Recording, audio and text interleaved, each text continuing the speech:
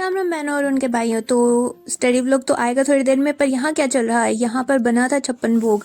अपने घर से भी कुछ आइटम्स गई थी और भी 4-5 घर थे, वो भी कुछ आइटम्स बना के लाए थे, तो 56 से ज़्यादा ही हो गई थी चीज़ें। और मेन था कि भगवान जी को भोग लगा के 56 भोग का, और उसके बाद में गांव के जो लोग थे उनको कड़ी खिचड़ा जमाना था, और थोड़े थोड़े ये 56 भोग वाले आइटम से साथ साथ में प्रसाद के रूप में जमाए थे सबको।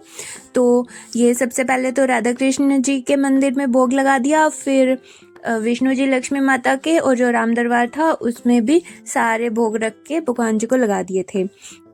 और भगवान जी को अच्छे से भोग लगाने के बाद में सब लोगों ने गीत भी गाए थे और पर्दा लगा के जो भगवान जी को भोग लगता है और उसमें साथ साथ में भजन गाते रहते हैं, वो किया था। उसके बाद में हम गए थे मार्केट, तो वहाँ पे मैंने ये स्वीट कॉर्न और टोमेटो सूप और गाजर पाक लपेटा, फिर हम वापस आ गए थे। उसके बाद में टेलर अंकल आए थे, तो उनको सूट वगैरह के नाप दिए और जो जो सूट उनको देने थे वो लेके चले गए। फिर हम चल दिए लाइब्रेरी की तरफ, और लाइब्रेरी जाके पहले तो मधुमालती के फूलों को हमने निहारा, फिर पहुंचे अपने स्टडी टेबल पर और डेस्क के हालात बहुत खस्ता थे, फिर इसे साफ वाफ किया।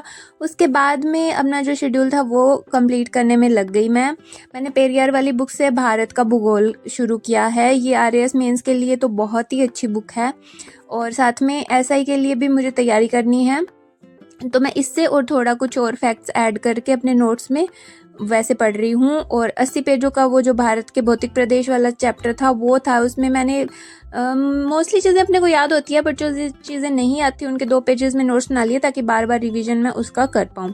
उसके बाद में एसआई के लिए और आरएएस मेंस के 4th पेपर के लिए हिंदी कितनी ज़रूरी है हम सबको पता है, तो राघव प्रकाश वाली एवरग्रीन बुक है, इसी में से मैं हिंदी करने वाली हूँ और हिंदी साथ साथ में चलती रहेगी। अभी मैंने इंडिया पॉलिटी और इंडियन ज्योग्राफी जो है वो शुरू की है। जब इंडियन ज्योग्राफी और इंडियन पॉलिटी ख़त्म हो जाएगी उसके बाद में मैं 2 नए और सब्जेक्ट शुरू कर दूंगी। तो इस तरह से मैं तैयारी कर रही हूँ, तो जो भी मैंने अपना शेड्यूल बनाया था वो मैं कंप्लीट करने में लग गई।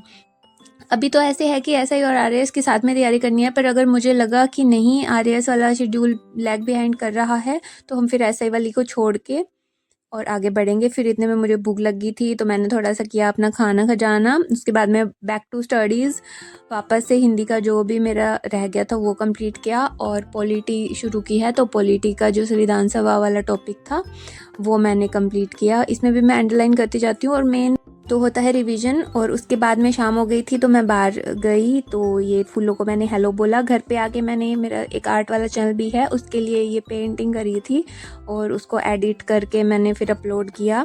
उसके बाद में मुझे चुल मची थी कि गुलाब जल बनाना है, तो हम लग गए उसी काम में। और शाम को मैं लाइव भी करती हूँ इस चैनल पर भी, और मेरा जो सेकंड आर्ट वाला चैनल है उस पर भी लाइव करती हूँ। और घर पे आके मैंने वीडियो एडिट की, ये व्लॉग एडिट किया, इसको अपलोड किया। और यार, अगर आप लोगों को मेरा स्टडी रूटीन देखना है, या फिर मेरी आवाज़ अच्छी लगती है, या फिर मेरी बकबक अच्छी लगती है, तो जल्दी से इस चैनल को सब्सक्राइब कर लो। कल मिलते हैं नेक्स्ट वीडियो में किसी नेक्स्ट टॉपिक के साथ। तब तक के लिए आप हंसते रहिए, मुस्कुराते रहिए, और रोज़ दिव्या चौधरी के व्लॉग्स देखने के लिए आते रहिए। और बाय।